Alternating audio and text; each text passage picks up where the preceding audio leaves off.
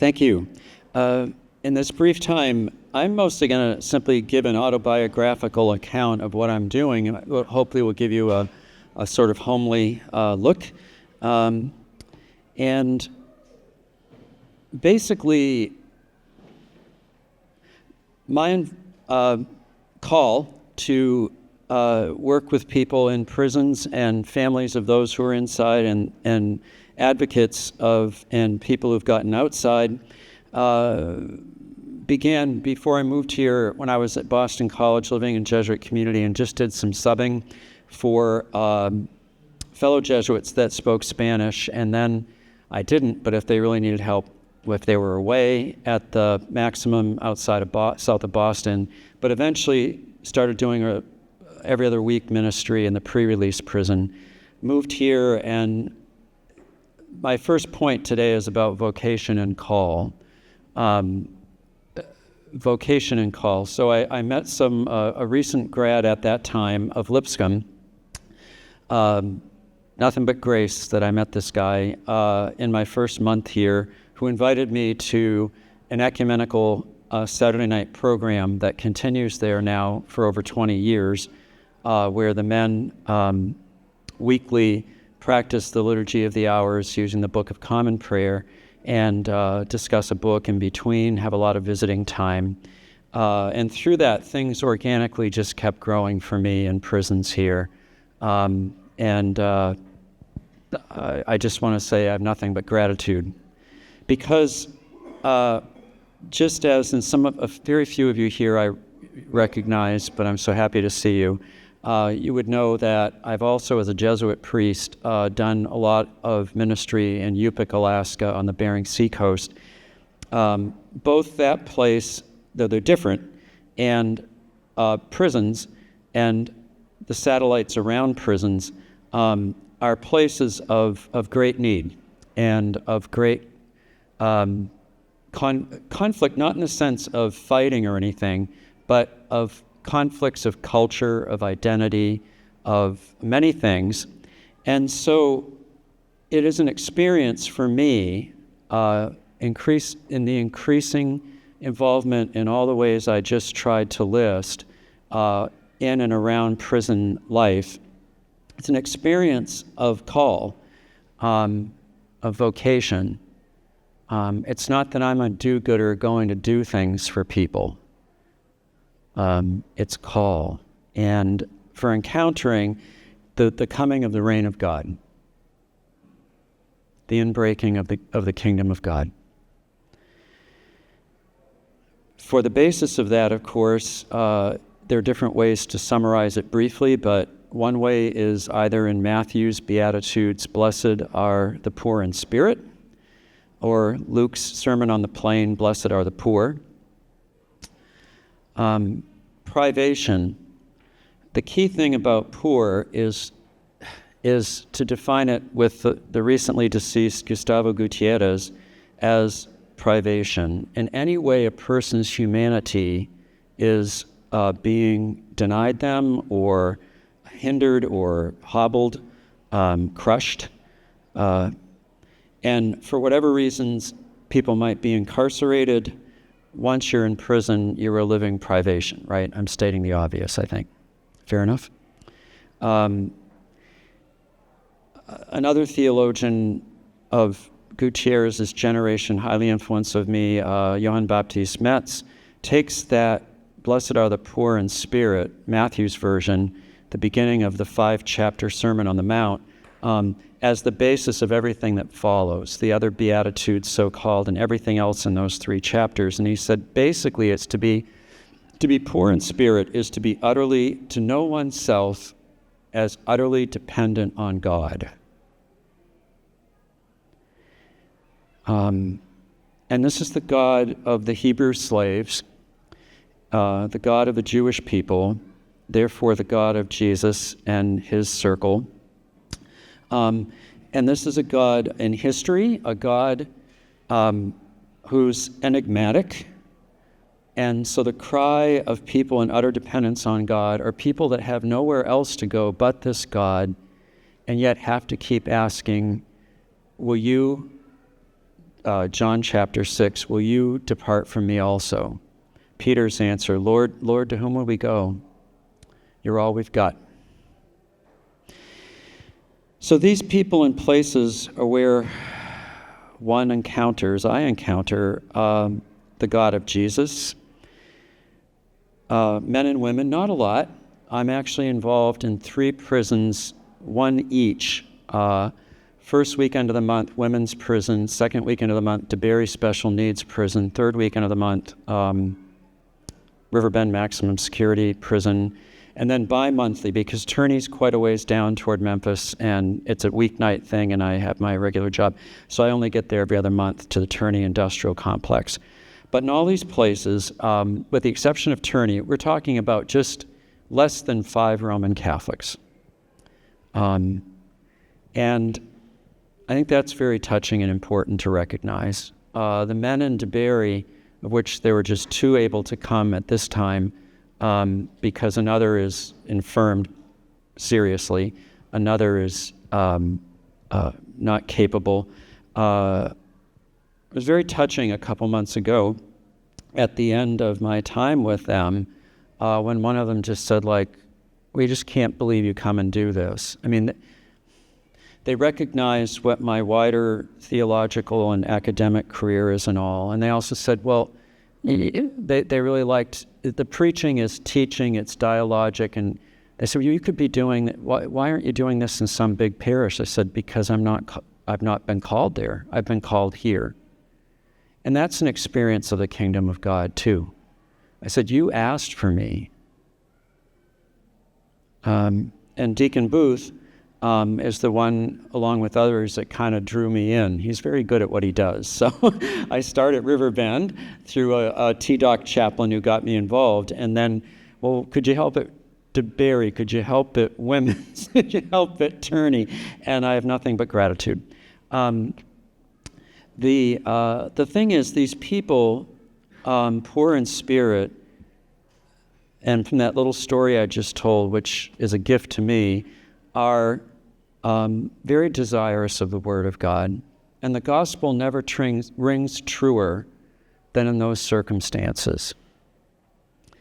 And that the Word be written on their bodies, which is to say sacrament, as they assemble as a body. One of the key things is, it is, to use the rhetoric of our day, a space that is very much unlike the rest of what they experience physically and socially in the prison.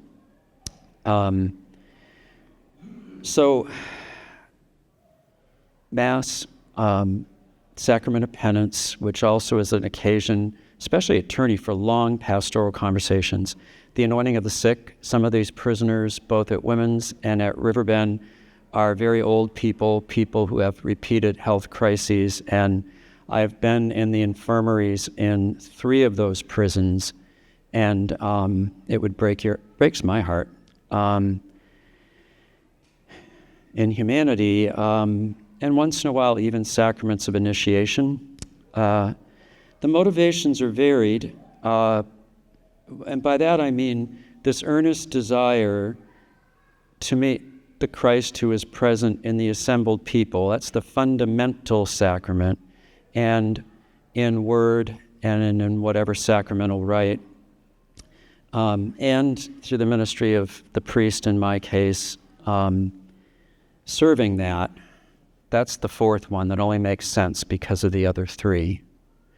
And some people show up, I said very small numbers. In the women's prison, the unusual situation is that there's a long pattern of, while there might be at any time, and someone just got released, maybe 3 Roman Catholic women, there might be 25 people in the room, and they're there really mostly, not always, and of late it's changing, but just to have more social time in a convivial space. And that's very difficult because they're there to talk, they're there to spoon, and it's extremely distracting. And how to sort of work with that and manage that. And there's a woman, Suzanne, who's just finished years of volunteering there, who stepped up and really helped with that earlier this year. And there's been a bit of a transformation, and more women who do want to and like to hear the Word of God. And so it's an experience of patience. And what I wanted to say as my time is winding down is that two things. Salvation is a big question. And in Riverbend over my many years, and at Vanderbilt, we had many years where we taught regular courses with our students going in, 12 of our students, 12 insiders. What emerged and what I learned was how volatile a question or concept the word salvation is. And that's affected both how I teach and what I publish. And secondly and finally, secondly of three,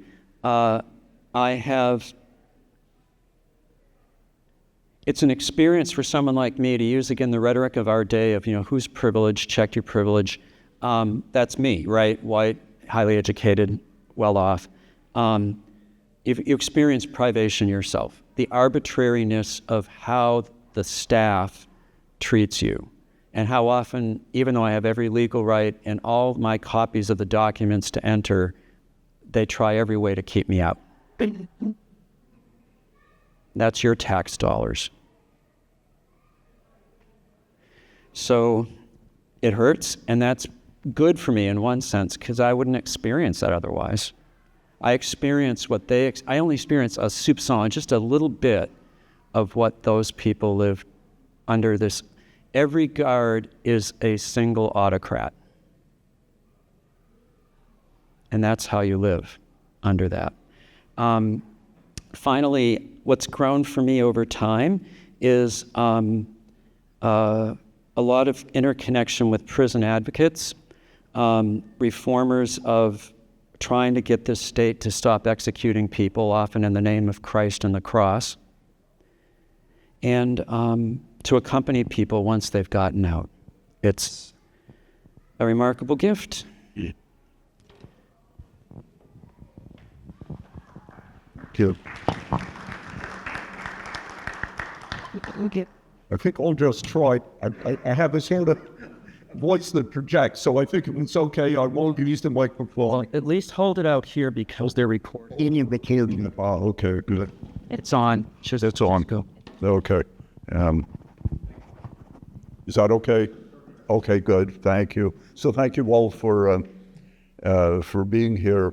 I'm very happy, very pleased that Father Bruce began his discussion with remarks on calling and how we get called to things. It isn't, being in prison ministry isn't a job application or a CV box check or whatever. It's something to which you're called or not. And witnessing that in yourself and seeing what a call is an important part of our education as Christians and Catholics. For me, it was almost, entirely by accident. I had no particular interest in prisons, in the carceral state and mass incarceration. We all knew the lingo of it, but to me, this was something else, and I had nothing particular to say or think about it. And by accident, well, actually, that's the first mistake. Not by accident. It felt like by accident. I was asked to help a colleague who was a deacon in what was then Charles Bass Prison. He didn't have his usual accompanier that night, and so he said, will you come and help me with this? And just out of friendship, I said, yes, sure, and went and never looked back. That was it. I signed up, got my little badge, and haven't looked back since. My only other contact with anything prison related was 50 years before that in Belfast in Northern Ireland, where I'd gone to volunteer for the Northern Ireland Civil Rights Association, which at that time was engaged in a campaign of nonviolent urging of ending of discrimination against the Catholic community in housing, jobs, and education. So I'd gone there for that. Family was kind enough to take me into their home in the Catholic ghetto in West Belfast, Andersonstown it was called, to put me up in their home. Their son was, within 2 weeks of my arrival, the son was arrested, caught by an army patrol with weapons on him, sentenced to 15 years and put in prison. So the family and I used to go out there to visit him in prison, and I noticed at the time and was surprised that the morale out there seemed actually quite good. The men were proud. They knew they had substantial community support from, not total, but substantial community support for what they'd done. They knew that they had not been abandoned by their families or condemned as mere felons. And so they actually took a measure of pride in their membership in the IRA and all the rest of the trappings of the troubles in those early days of it. And I wondered about it, promptly forgot about it when I got back home. Charles, fast forward decades, and Charles Bass prison, an entirely different attitude. Deeply oppressive, really sort of fundamental attacks on the dignity and integrity of individuals there. At first I wondered to myself, what's the difference? Why were those young people in Belfast in Long Kesh prison, why were they proud of what they'd done and happy to acknowledge it? But here, a sort of, it's hard to describe, but if you go into a prison, you'll feel it. They live in a hermetically sealed world behind walls where their identity is overwhelmingly fashioned for them as felon or offender. So encountering that was the beginning of, I don't know, I can't say an inquiry into, I'd love to say, my inquiry into prison life and its effect on prisoners. It was much more slapshot than that, and I'm still learning and grateful for it. Perhaps the greatest hurdle in that is something that the great Russian writer Alexander Solzhenitsyn wrote, and that is that outsiders typically have almost no idea of what prisons do to individuals incarcerated in them. So Solzhenitsyn recommends we never rely on the testimony and evidence of outsiders. So I've tried in my prison ministry activity to shut my own mouth and to listen, to ask, to inquire, to be a presence to the men and women that I serve there, but not to go in with the thought that I'm smarter, more virtuous, that I've not been, to stop that sort of stuff and go in there and be a sympathetic sounding board for what they have to say. So in preparation for today, I thought the best thing I could do was try to carry their voices, which I can only do imperfectly, carry their voices in here. You won't hear them. But I'll tell you where you can drive and you can hear the silence around it. It's our own little Gulag archipelago. You go up Cockerell Bend Boulevard, you'll pass by the former Charles Bass prison, you'll come up to Riverbend maximum security, and if you keep driving down the road, you'll come to Deabury prison. If you turned left instead of coming towards Riverbend, you would come to the women's prison. Strongly recommend you take the drive. It really is something. You can just stop in front of the prison gate and you look up, and it's this sandstone edifice, dead quiet, little slits of windows.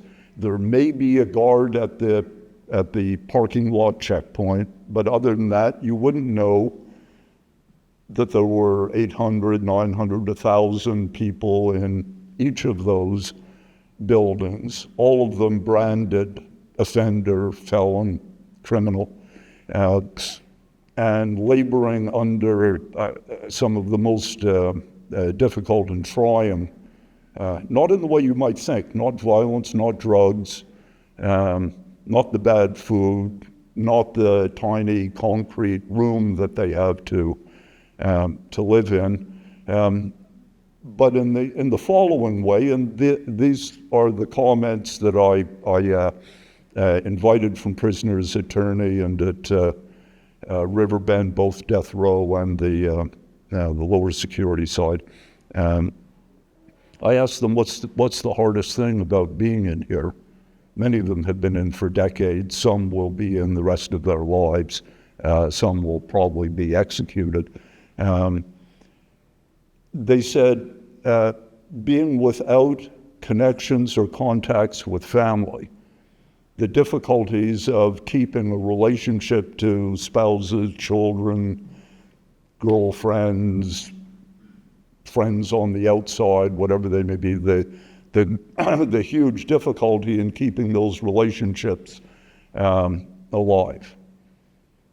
They interestingly did not, that was a common one, they interestingly did not mention sex or freedom, which I would have bet that if you ask what's really difficult about being in here of a group of youngish men, that the answer would be, like, there's no place to go on a date here, and, or I can't see my wife, and it's the destruction of those relationships that make life tolerable. That was one principle. As for another, strikingly, was my fear is that I'll be forgotten, that when I die, nobody will know who I was, what I did. Nobody will know that. I'll be left in here behind those sandstone walls and will be entirely. So that fear of disappearing, not only disappearing behind the walls of the prison, but disappearing from the memory of friends and loved ones, from society, all of those relationships that sustain us, evaporated both by incarceration and then by kind of forgetting of people behind the walls. Others said that one of the effects of being in there is an intense commitment to their own remembering.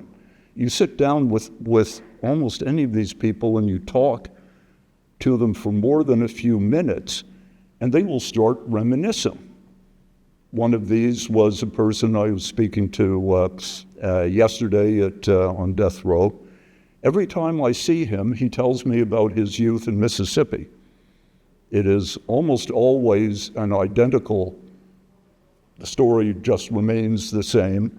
And at the slightest prompt, he will start saying, well, my biological family deserted me and I got adopted. And at first I thought, well, okay, but you've told me this before. And it's a very powerful story. Why every time, I didn't ask this, but I thought to myself, why every time we meet, do you proceed through this ritual of remembrance with me? And it's as if his life stopped when he entered prison. There was nothing more. Then everything is the same. Guards come and wake you up, you get your meal. That's the end of it, right? There is no history, no memory, nothing to be remembered after that. So for him, his active life was his childhood before he was incarcerated. Finally, and perhaps the most common account of the tribulations of imprisonment is that you become identified and live in an environment where that identity is constantly reinforced and imposed on you. your identity as a felon. Person attorney, when I invited that group to say what the most injurious thing was, he said, I'm a murderer.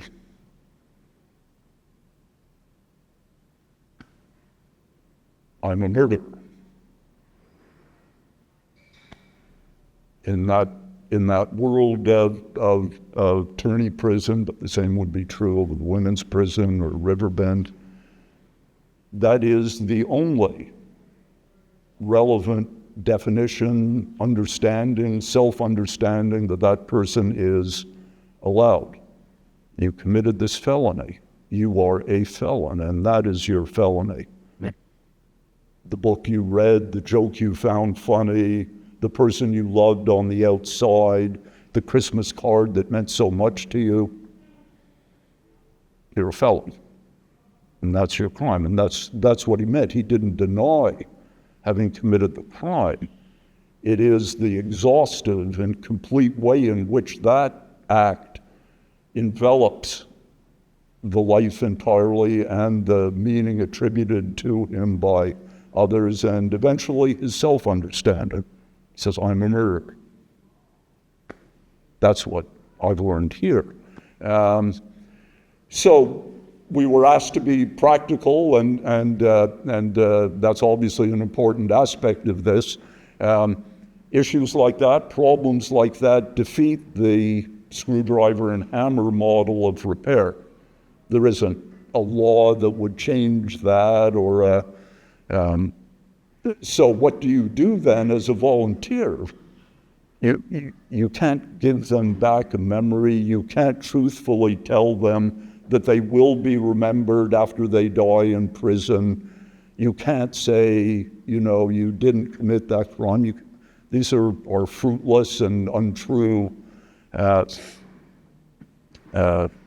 assertions. So you try then as a volunteer inside prison to be a presence to them, to listen, to hear, not to yourself absorb the uniformity of the criminal definition of them, but to accept that they have ideas, memories, capabilities, they have faith.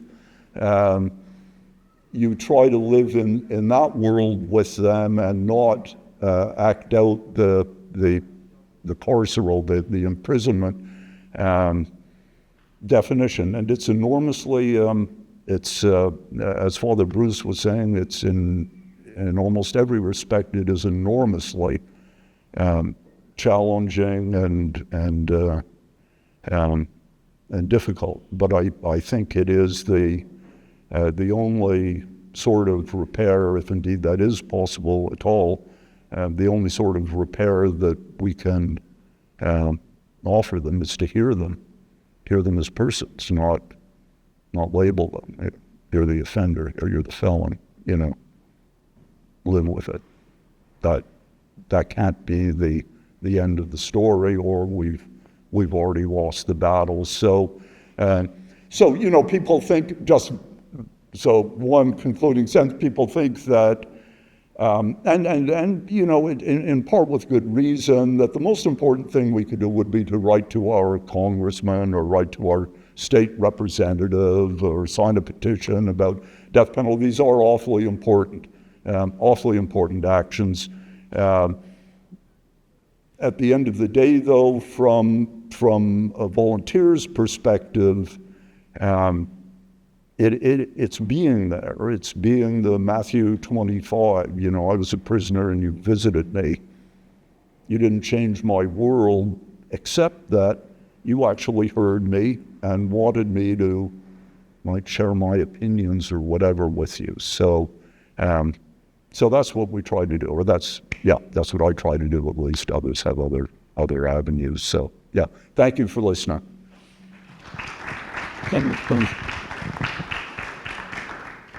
I'm definitely using the mic. My voice doesn't carry great. So first, I thought I'd share a little bit about me because maybe you guys might identify with who I am a little bit. I've been married 25 years. I have a 20-year-old son who's in college at Purdue.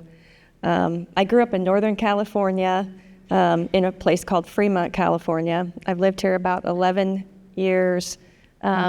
My full-time job, I run IT for companies, so in healthcare. So for me, it wasn't so much a calling as my esteemed panelists here. It was more, I should do something more in my faith. What's something else I could get involved with, given that I have a job that's kind of 24/7?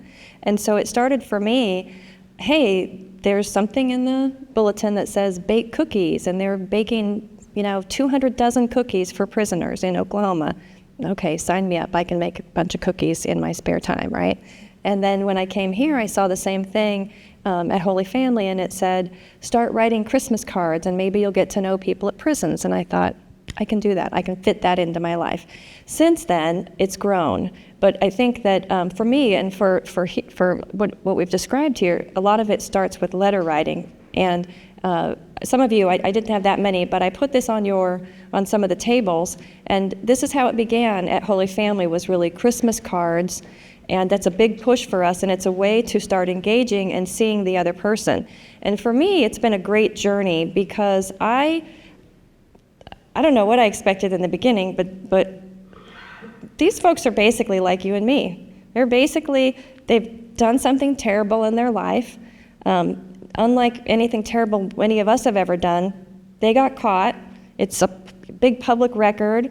Might have been something really heinous and terrible, but it doesn't necessarily define who they are as a person. It was, humans can do really bad things. And it has really been an interesting experience for me as a volunteer, because it's been an interesting thing to keep having to test my own values, right? Like, how far can I go with my understanding? And when you think about the fact that, a good chunk of the people we're interacting with have harmed children when we talk about the bad actions they had. And that really takes the type of thing where you have to go, evil is in every one of us, right? But it doesn't mean that we are an evil person. It means that we can do evil things.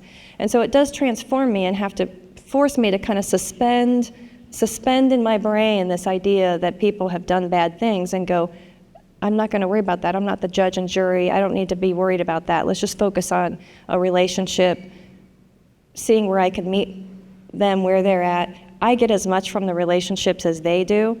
So that's sort of the background a little bit for the ministry. And so Christmas is a big time for us. All the churches around town usually help in Christmas. We do sock drives, card drives, lotion drives for the women's prison, meals when they're allowed. We've begun Easter. We noticed that there was a big gap, that other Christian churches really didn't do a lot of Easter. So we started doing Easter card drives as well. We do birthday cards. You'd be surprised, just like they forget, it's very common for someone to go, I haven't had someone recognize my birthday in 20 years. Thank you. Nobody is thinking of them or appreciating the fact that they're alive.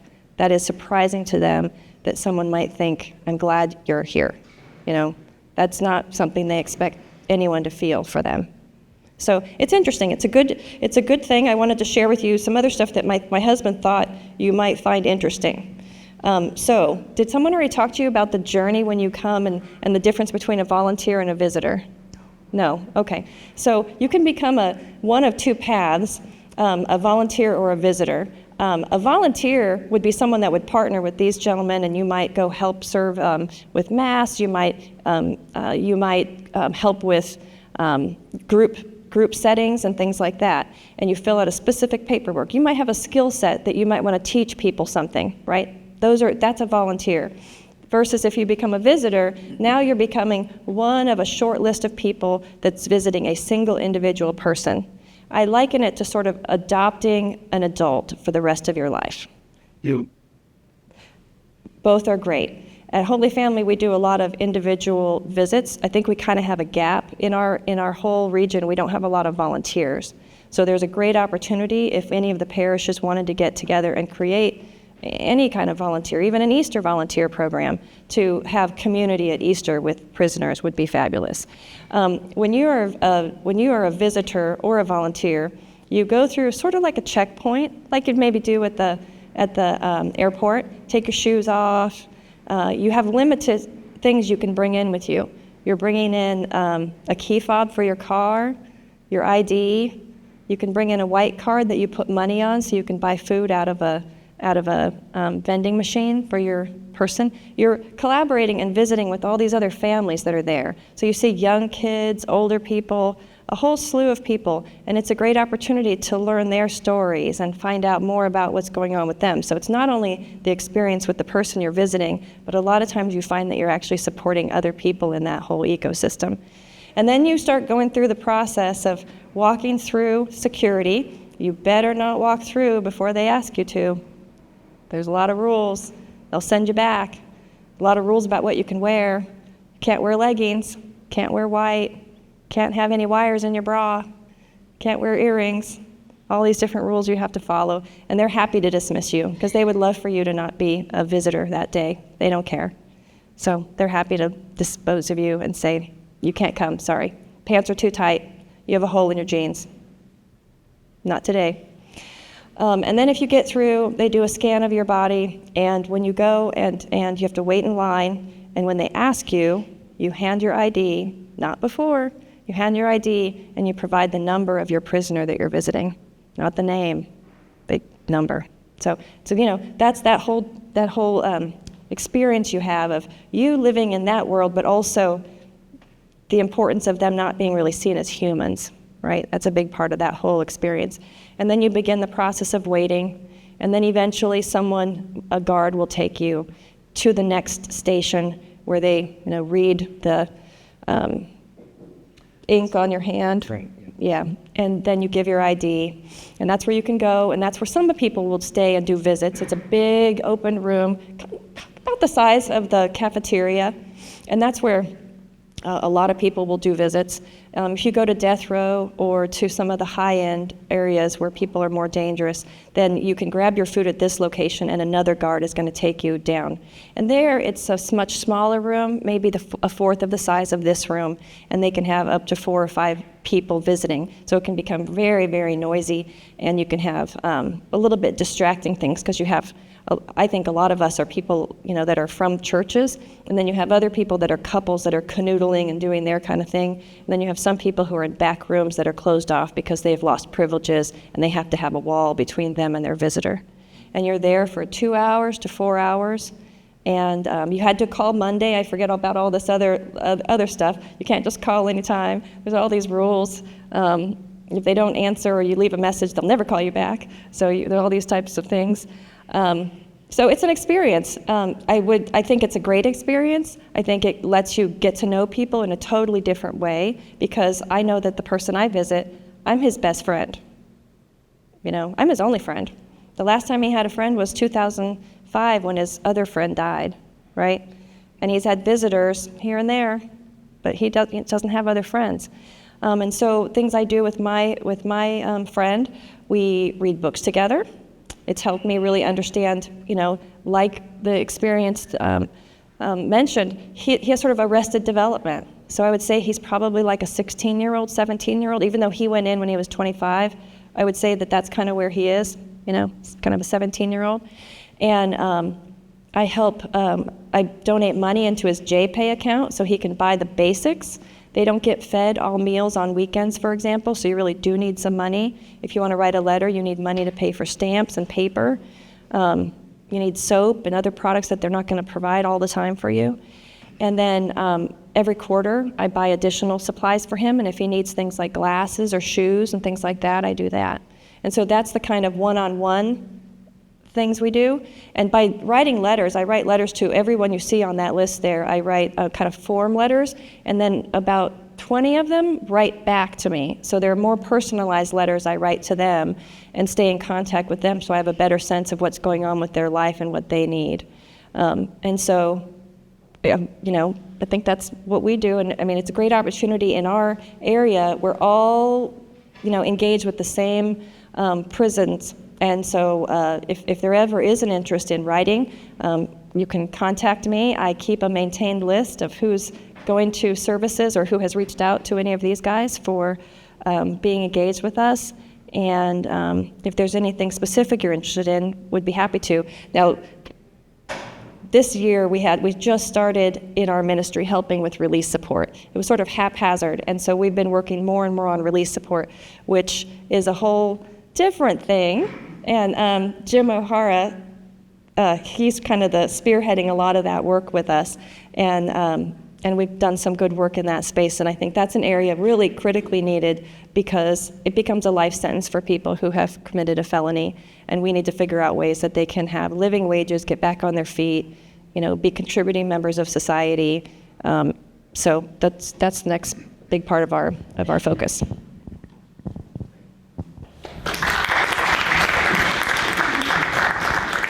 We're going to use the mic for questions. I'd like to open it up. Carol, here you go. Is there any fear about getting close to prisoners and then they get out and then they contact you and you don't really feel comfortable with that? I think in the beginning I sometimes wondered that, right? Because I live in a neighborhood that's not gated. I keep my windows, bright open. If someone wanted to show up on my front doorstep, they certainly could, right? They could. When I write letters, I don't provide my address.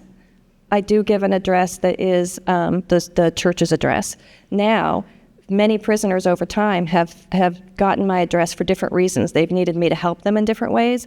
And so I sort of, again, just like I had to suspend the concern about what they did, I kind of have to suspend that fear too, because I'm really meeting them where they're at, and they're becoming just like another person I know, even though they did something in their past that was maybe terrible. So that's what I've done. Not long ago, I had someone that was getting out, and they were going to be far away, and they didn't know my address. And for me, that one person, their stories started to not jive 100%. And so for me, that was like, okay, the difference between suspending my disbelief and being a little street smart. I decided then to contact the Catholic church that was closest to where that person was going to relocate after release, and I spoke with them, and I arranged for an envelope to be present for them there, in order to help that person along. So, you know what I mean? So in that case, I had a little bit of trepidation because the stories didn't start adding up, but I found a safe way to handle it.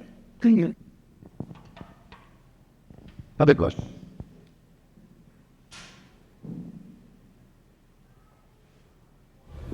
So if someone like me wanted to get involved and possibly become a volunteer at the Tennessee Prison for Women, what would be like the first assignment, or what would that look like? Where would that start? Yeah, I think Attendees. I think the first step, honestly, would be to email one of us, so to find out what the ropes are, but also to discuss what being a volunteer means. It is a bit more regimented, rule-bound than being a visitor, where you have some greater by no means perfect latitude, but you have more freedoms to, for example, put money on a JPay account. You can do that as a visitor, not as a volunteer. So, volunteering isn't for everybody, though I'd certainly encourage you, if you're interested, to write to me or my colleagues here, and be happy to talk to you, write to you about it.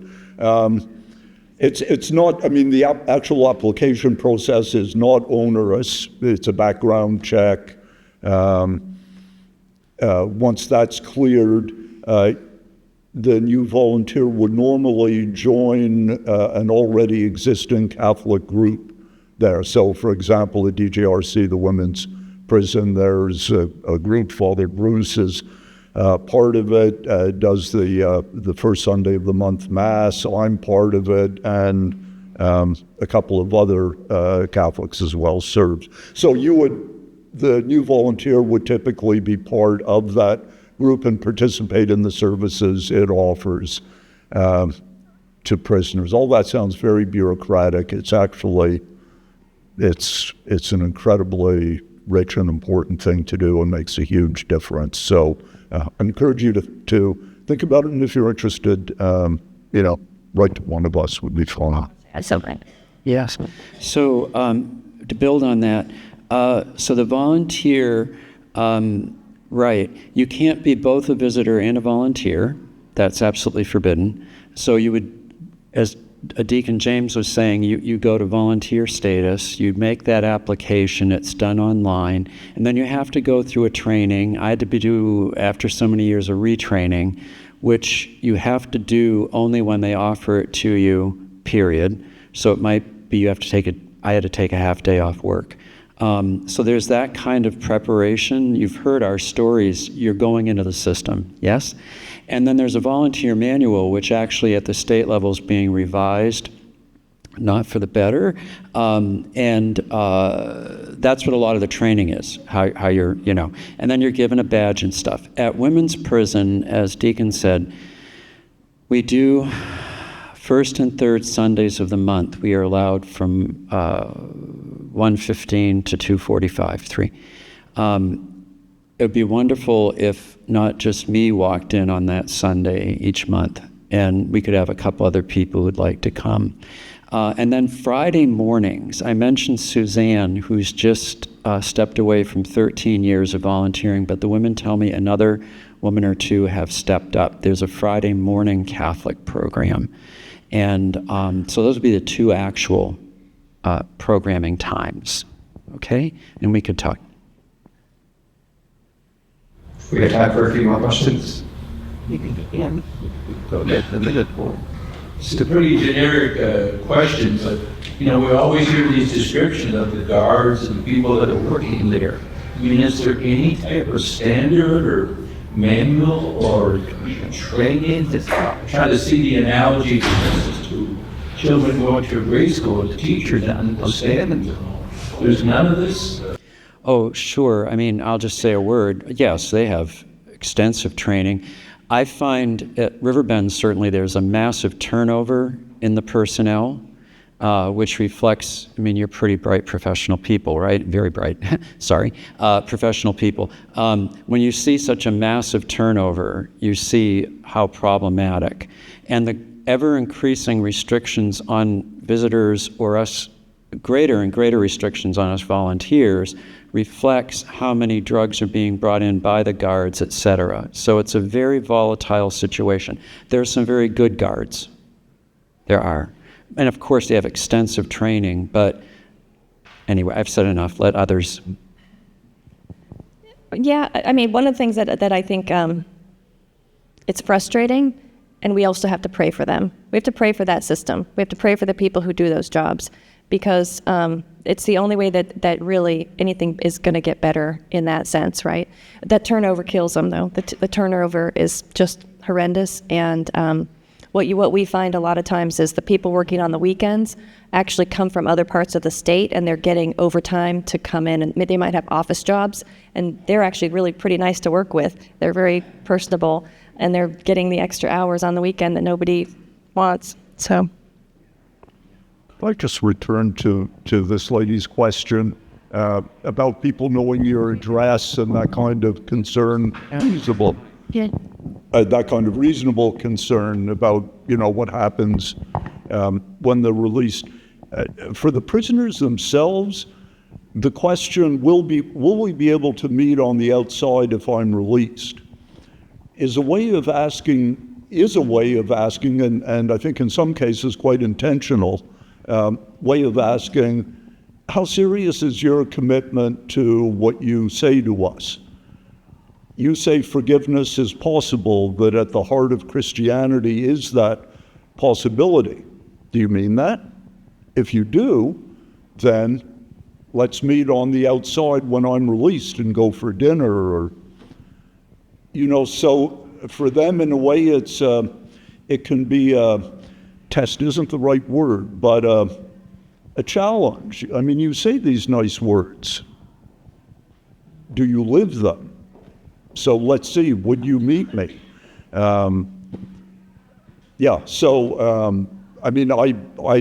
which probably is in technical violation of rules.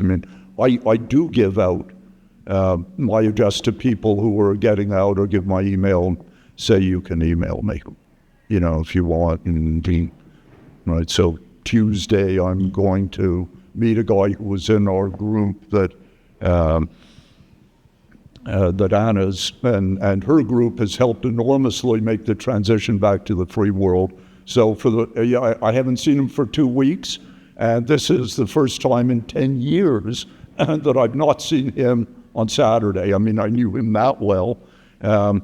So he wants to go to Waffle House, I think, or maybe to Zaxby's for a chicken sandwich. So we're going to go and enjoy ourselves there. And do I worry about it? No.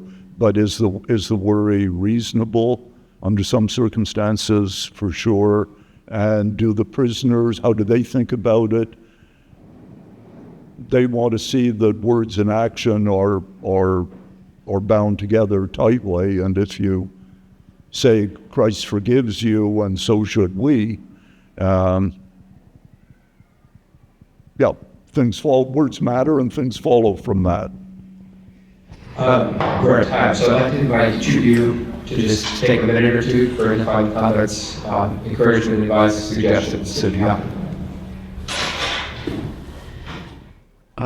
Let's see, to be very, very, 1 minute, I would say pursue, if you want to think as a community of this particular Catholic community, my opinion would be learn and get educated on whether you're interested in volunteering or visiting, because like I've said, it's distinct. Secondly, whether you can partner with Holy Family. One of the things I have a strong opinion about, because I don't have any skin in the game as a parish priest, is don't recreate the wheel. If you can work with Holy, that would be my opinion. Join in. It doesn't have to be, we're the new creators of something. And then don't get discouraged. A lot of what we've described is how one has to be patient in the system. I echo that if there's any interest in this community for standing anything up, or even as an individual, 100% want to partner. There's no point reinventing. It doesn't take much in this ministry to feel good about it and make a difference. So I'd like to take my 2 minutes of closure to show you these things. These are a pair of brand new cotton work socks. So we're at the very end in this diocese of the 8th or 9th annual sock drive, in which we collect socks for prisoners. We have about 8,000 socks collected this year, every one of which will go to prisoners. So what does all that mean? They all get a pair of socks. They'll have no idea who donated them, which individual did, or even what parish they came from. They'll just know that the Catholic community in Middle Tennessee donated a whole bunch of socks, and here you go, keep your feet warm in winter.